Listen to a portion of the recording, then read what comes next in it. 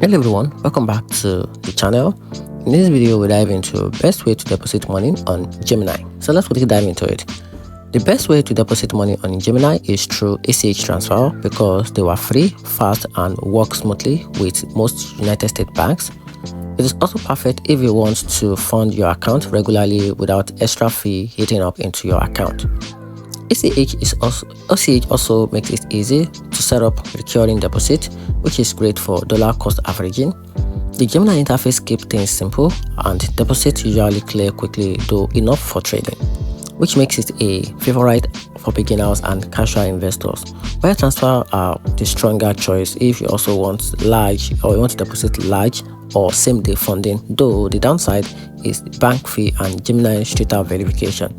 Debit card deposit are also instant, but the fee can be annoying and not ideal for frequent users. So in my opinion, ACH is the best balance of speed, convenience and zero cost for deposit. Wire transfer are the best for big amount, and debit is only worth it if you need a instant fund right now, and that's it. So that's just the way you can easily use your debit card, and that's it.